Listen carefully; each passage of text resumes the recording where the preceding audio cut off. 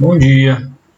Nessa aula a gente vai dar continuidade como fazer o cálculo de dimensionamento de pastagem. Então, na aula anterior, a gente viu como fazer esse cálculo a partir de uma demanda das exigências dos animais. Eu tenho um rebanho, eu quero ver se eu estou conseguindo atender a exigência desse rebanho em relação ao consumo de matéria seca da forragem. E agora a gente vai ver a partir de um determinado terreno que eu já tenha. E aí agora eu quero saber quantos animais eu consigo produzir nesse terreno que já existe. Então vamos imaginar que o proprietário chega para você, o produtor rural, e diga assim, eu comprei um sítio, comprei uma chácara e estou querendo criar caprinos ou ovinos ou outro animal de criação que dependa de forragem. Queria saber, de acordo com o que eu tenho lá, quantos animais dá para eu colocar nesse meu terreno. Então, o ideal é que vocês façam uma avaliação in loco, que vocês vão lá, façam a coleta. Inclusive, eu vou colocar para vocês, vou disponibilizar um videozinho que mostra como a gente fazer essa análise in loco para determinação do suporte forrageiro da área. E aí vocês fazem esse levantamento, dependendo de cada cultura, de cada tipo de forragem, para determinar então a capacidade de suporte desse determinado terreno em relação ao animal que se quer produzir. Então aqui a gente vai pegar uma situação fictícia, onde a gente tem aqui, do lado esquerdo a gente montou aqui o que teria teoricamente nessa propriedade, né? Então uma área total de 14 hectares, onde 10 seria de mata nativa, 2 hectares ele já tinha lá de pastagem cultivada, uma área de morro, de pedra, que não tinha muita produção, nem vale a pena contabilizar. E também já tinha uma capineira de capim-elefante cultivar roxo, 0,5 hectares. Então, totalizando 12 hectares. Dependendo da mata nativa, ela pode até apresentar uma boa capacidade de suporte, depende do bioma que está inserido, né, a pluviosidade, quais são as plantas que compõem essa mata nativa. Então, se tiver muitas leguminosas, muitas gramíneas nativas. Então, por isso que é importante fazer esse levantamento em loco para determinar exatamente o que tem lá no terreno e assim você ser mais assertivo, mais próximo da realidade do suporte desse terreno. Então, se tiver, por exemplo, pau-ferro, jurema, leucena, sabiá, isso tudo aí para animais de criação, caprino e ovinos, é muito bom, dá uma boa capacidade de suporte. Então aqui no caso da mata nativa, a gente fez um levantamento que dava aproximadamente 2.000 kg de matéria seca por hectare por ano, totalizando com o total da área, 20.000 kg de matéria seca por ano. De capim andropógon, 25.000 produção total. Isso varia, gente. Assim, o capim andropógon bem manejado, ele pode dar muito mais do que isso. Pode chegar a 16, 18, mas aí vai depender do investimento. Aplicação de nitrogênio, esterco. O que você vai fazer para estar melhorando o atendimento ao capim, né? Então a gente fez um levantamento aqui, a área não estava muito boa, digamos, mas está dando uma produção considerável aqui por ano. E o capim roxo, também nós não colocamos a faixa mais alta, né? Nós sempre tentamos trabalhar com a folga para a gente. É melhor sobrar capim do que faltar, é melhor sobrar comida do que faltar, para a gente não ter problema lá na frente.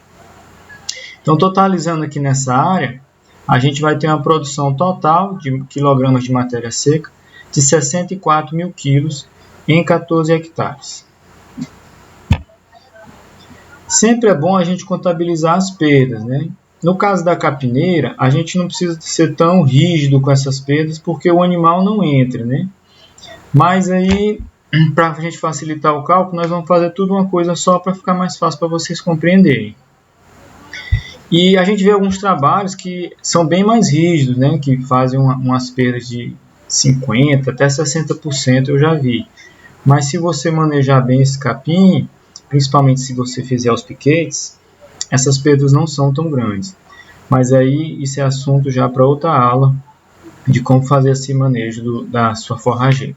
Então a gente vai fazer essas perdas por conta da senescência, né, que são as perdas pela idade, as fezes e urina que o animal faz no capim e aí ele mesmo e os outros animais não consomem mais, e o acamamento, quando o animal deita sobre esse capim, também diminui o consumo dele. Então a gente tirando esses 30%, a gente vai ter uma sobra então aí de 44.800 kg de matéria seca por hectare por ano. Então, vamos imaginar que nós estamos trabalhando com animais comuns, animais SRD, na região de Campo Maior. Ali, por exemplo, é o que o pessoal ali, o produtor Adilson me falou, que lá em Campo Maior a média dos animais comuns fica em torno disso aqui. Eu não vou ser muito específico, eu não vou estratificar por categoria, por idade, que a gente fez isso na aula anterior, tá bom? Então, vou só pegar um nível X, que no caso aqui a gente vai trabalhar com esse 35 kg. Só voltando aqui atrás, aqui não é por hectare, aqui é total, né? Aqui é total do terreno. Deixei um errinho aqui, tá? Ainda bem que vocês prestaram atenção. Então, a gente não tem lá no NRC o peso 35 kg. E nem também, se eu tirar a média aqui, não vai dar os 35, vai dar 30. E agora, como é que a gente faz? A gente não pode trabalhar com animais de 35 quilos. Não, a gente pode tirar outra forma da gente fazer essa aferição da diferença do consumo. Então, por exemplo, eu posso pegar essas duas variáveis aqui que estão mais próximas do valor que eu quero, de 35 quilos, faço a diferença entre elas. Então, no caso do animal com 20 quilos, ele consome 0,48 e o animal com 40 quilos, ele consome 0,81 kg de matéria seca. Então, eu faço essa diferença. De um para o outro, eu vou ter uma variação de 20 kg no peso do animal. Em relação ao consumo, eu vou ter uma variação de 330 gramas. Então, numa variação de 20 quilos, eu vou ter uma alteração no consumo de 330 gramas, ou 0,33 kg. Mas eu não quero uma variação de 20 quilos, eu quero uma variação de 15 quilos. Se eu pegar aqui 20 quilos e somar com 15, eu vou ter o peso médio dos meus animais, que eu vou trabalhar lá na região, que no caso é 35 quilos. Então, eu pego essa variação de 20, multiplico por 15 e divido por 20. E aí eu tenho a variação em cima de 15 quilos. E aí eu pego o peso de 20 com mais 15, vou conseguir atingir os 35 kg, que são a média dos meus animais, e pego o consumo de 20 e somo com essa diferença de 15. Então, eu acho aqui o consumo de 15 quilos.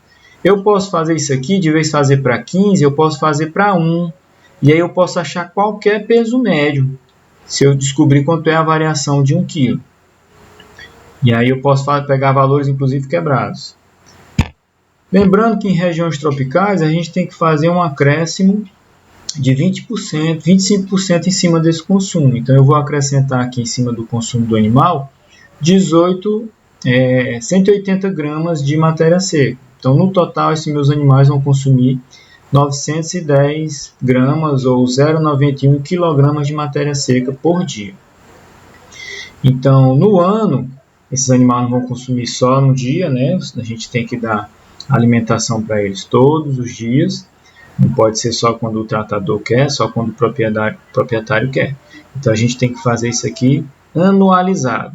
Então, por ano, cada animal vai ter um consumo aí de 332 kg de matéria seca. Então, se eu sei a capacidade de suporte do terreno, se eu sei quanto cada animal consome, agora é só eu pegar e dividir um pelo outro e eu vou saber a quantidade de animais que eu vou poder colocar nesse terreno. Então, no caso aqui, vai dar 138,8. No número de animais, é melhor a gente arredondar para menos, ou seja, para sobrar forragem e do que faltar é melhor. Lembrando que em regiões tropicais, 70-80% da produção do capim ele se concentra na época chuvosa, então é importante também ter estratégia de conservação desse capim para a época seca, para a gente ter uma oferta regular ao longo do ano.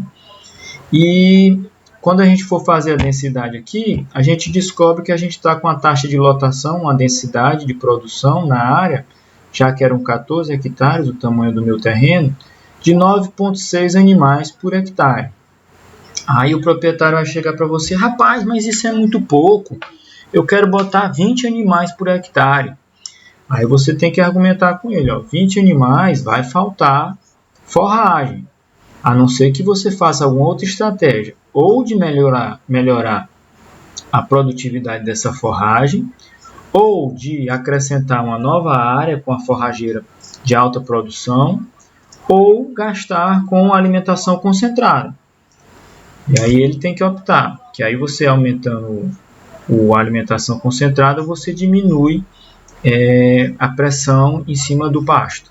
Aí você consegue aumentar o número de animais nessa área. Aí ele que tem que tomar essa decisão de qual vai ser a alternativa para aumentar o número de animais nessa mesma área. Pois era isso, espero que vocês tenham entendido. Qualquer dúvida, podem assistir o vídeo novamente, e se permanecer as dúvidas é só entrar em contato conosco. Até a próxima!